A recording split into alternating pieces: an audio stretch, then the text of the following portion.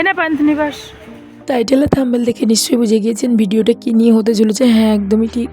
আমরা পুরীর সেকেন্ড দিনের এই ভিডিওটি। চিল্কা যাব, সেই জন্য আমরা ভোর ভোর বেরিয়ে পড়েছি। এই ভিডিওটি করার একমাত্র উদ্দেশ্য হচ্ছে এখানে বিভিন্ন রকমভাবে লোক ঠকানোর বিজনেস ওনারা পেতে রেখেছেন, যদি আগে থেকে কেউ না জানেন। কারণ যে খবর আমরা সি বিচ গেছি সে খবর হয় কেউ বলেছে 80, কেউ বলেছে 100, কেউ বলেছে 150। তো আমরা ওই জন্যই এই ভিডিওটি করা। প্রথমত আমরা পান্থনিবাস চলে এসেছি, যেখান থেকে আমাদের বাস ছাড়বে। তো আমাদের বাস আগে থেকে বুক করে রেখেছিলাম। আপনারা অনলাইন বুকিং করতে পারেন, আর চাইলে ওখানে গিয়েও বুক করতে পারেন, নো প্রবলেম।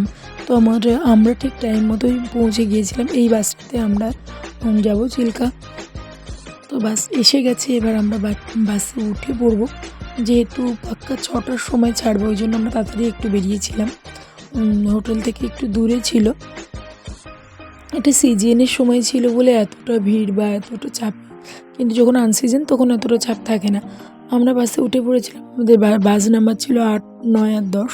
তো 3, 11 এই 4টে সিট ছিল।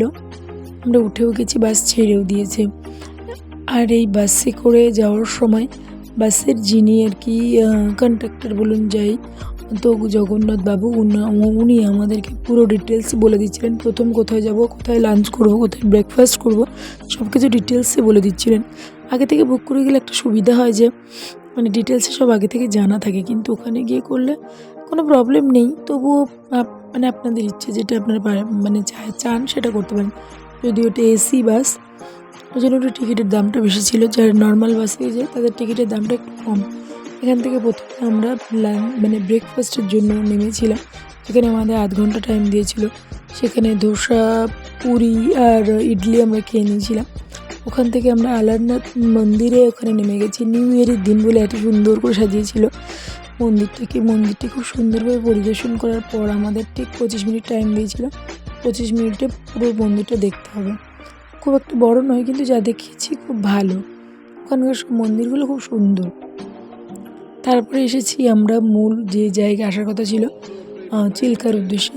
চিল্কাতে একমাত্র উদ্দেশ্য কী? উদ্দেশ্য হলো বলতে পারবেন? একদম ঠিক ধরেছেন। কি আমরা গিয়েছিলাম ডলফিন।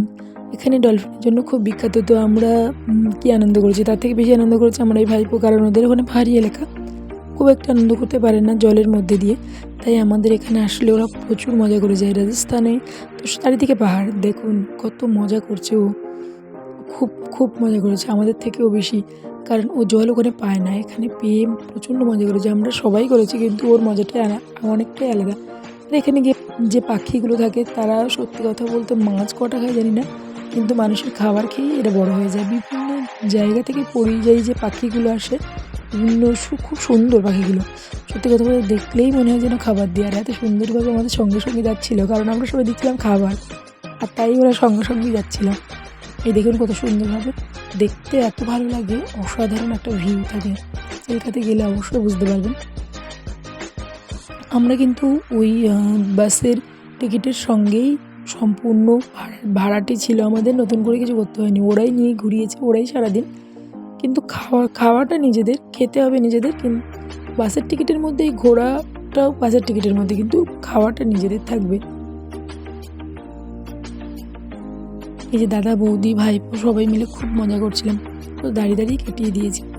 সত্যি কথা বলতে বে অফ বেঙ্গলে গিয়ে সব থেকে বেশি মজা করেছি। তারপরে আমাদের নামিয়ে দিয়েছিল বে অফ বেঙ্গল যাওয়ার যে দ্বীপ, সেখানে। ওখান থেকে একটু দূরে, বেশি দূর না, বঙ্গোপসাগরের কিনারে গিয়ে সত্যি সব থেকে মজা হয়েছিল। পুরী গেছি, দীঘা গেছি, সব জায়গায় গেছি, কিন্তু বে অফ বেঙ্গল বঙ্গোপসাগরে ওখানে গিয়ে এত ভালো লেগেছে সত্যি, আর অন্য কোথাও মানে মনে হয় ভালো লাগে না। এই দৃশ্যগুলো মানে মুভিতে বা কোথাও বা কেউ ভিডিও শ্যুট করলে দেখি, কিন্তু নিজে গিয়ে মনে হচ্ছে সত্যি একটা অচেনা দেশে চলে এসেছি। সমুদ্রের ঢেউ দেখলে কি থেমে থাকা যায়? আমরা সবাই মিলে সমুদ্রের কাছে চলে গিয়েছি, বড় বড় ঢেউ আসছিলো, সেগুলো দেখছি, আমার আনন্দ উপভোগ করছি। কিছুক্ষণ এগুলো দেখার পর নিজের একটু ভিডিও ফটোশ্যুট করে ওখান থেকে আমরা রওনা দিয়েছিলাম।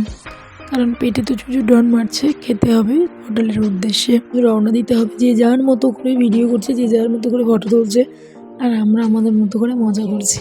সামনে বড় বড় সমুদ্রের ঢেউ, আর দেখে নিজেকে আটকে রাখতে আর পারলাম না। দেখুন আমার অবস্থা, দেখুন মানে জলের সঙ্গে মানে খেলা করছি। ওপরে ওই বাচ্চাটা দেখুন আর আমি দুজন মিলে একসঙ্গে এইসব জায়গায় গেলে যেন নিজেদের ছোটোবেলার বাচ্চাবেলার কথা মনে পড়ে যায়। তারপর ওখান থেকে ব্যাক করলাম, কারণ দুপুর তখন প্রায় 2টো, রুমে যেতে হবে, খেতে হবে। তো আমরা বাসের উদ্দেশ্যে রওনা দিলাম। ওখান থেকে সোজা আমাদের হোটেলে নামিয়ে দিল, আর ওখানে আমাদের খাবার অর্ডার করা ছিল। যেহেতু আগে থেকে আমরা অর্ডার করে গিয়েছিলাম, এখানে মাছ, ভাত আরও অনেক ধরনের খাবার দিয়ে খেয়ে একদম বিকেল 3:30-4টে নাগাদ আমরা মানে হোটেলে পৌঁছে গিয়েছিলাম। পুরী আসবো, জগন্নাথ মন্দিরে যাবো না, এটা কখনো হতে পারে? সন্ধ্যাবেলা 4 জনে আমরা চলে গিয়েছিলাম জগন্নাথ মন্দিরে।